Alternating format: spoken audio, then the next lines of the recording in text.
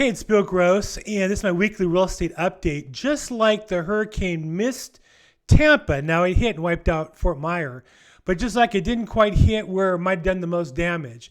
I think the same is true of the housing crisis. In fact, it reminds me of a hysterical video. You may have seen this before on the internet, where you have the weatherman who's acting as though the weather is blowing him around, and then you see harmlessly what you can see how he can barely stand. These guys are walking like it's no big deal, having fun kind of carelessly.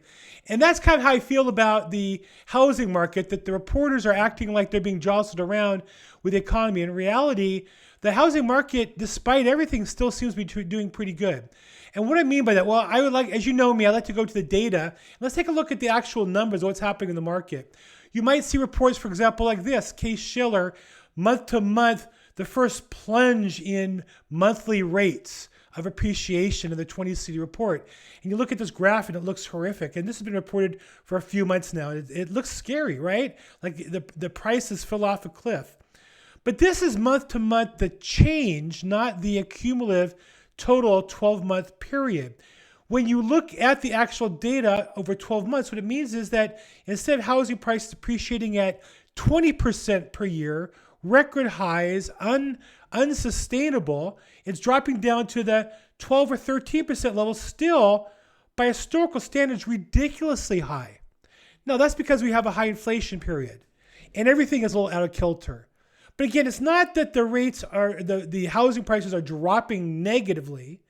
It's that the difference from month to month is negative. But when you multiply it, it's still from a high number and has a big effect as far as positive appreciation in the market. And so it's important to look at the data more deeply. In fact, when you end up looking at the actual numbers, this is probably a more accurate portrayal from Radian. Home price appreciation slows for the second month, but what is it? It's 12% per year. And so that's slowing from 20%, right? That wasn't sustainable, but you can see that even just since March 2020, home price appreciated by $88,000 on average. Now that's across America, where we also include some lower price homes on average. So overall, home prices are still going up. Now in some markets, there are drops. In some markets, a lot of building, Phoenix and parts of Texas, there may be drops. Of course, in Florida, that was a concern. Now, a lot of that housing stock was wiped out. And again, you're going to see, I think, housing prices go up because lumber was lost and a lot of housing was lost. And so I don't think we're looking at a housing bubble. We don't have the inventory for that. Of course, news can change. You know, we had the pipeline thing last week, that drama. We had the drama in London with their bank rates, the change interest rates here temporarily. That could happen. We could have war with Taiwan and China, or the Ukraine war could blow up more. All those things could change, but as of right now, it seems that the market's continuing to increase.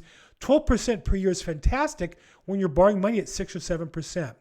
One of the main drivers of the increasing housing prices, despite the rising interest rates, is the lack of inventory. It is not going to change anytime soon. I don't see it, particularly here in California. How can I say that? Because in California, we just aren't building enough housing today. We have not built enough housing to keep up with the population for the last 40 years, and we're certainly not doing it today. What's the answer in California? The answer in California is our state. Here's an article in the California Association of Realtors. Our state passes laws to force cities to build housing that those cities don't want to have. And then when the cities don't want to build it, they're going to sue them into building houses. What's the result going to be? Well, as you know, the result's going to be a lot of legal fees, a lot of attorneys getting paid, and money not going into actual housing. And so until California gets its act together and starts building more houses for people to actually live in, I don't believe we're going to see housing prices here slow down.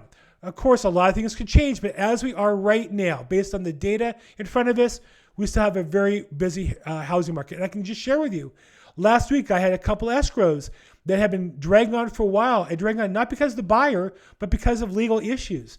And in both cases, the buyers are facing increasing interest rates, and both locked and want to close because in the current market conditions, they're getting a great buy. So what's that mean to you? As always, you've got to do what's best for you. If it's a good time to buy a house and you can afford it, Buy a house, but lock in a great rate and be ready to refinance down if the rates go down. And let's talk to a great lender to get you a special program to save you some money.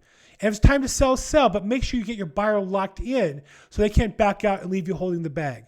Either way, if I can help you in any way, call me. I'm Bill Gross, the LA probate expert. As always, make today your best day ever.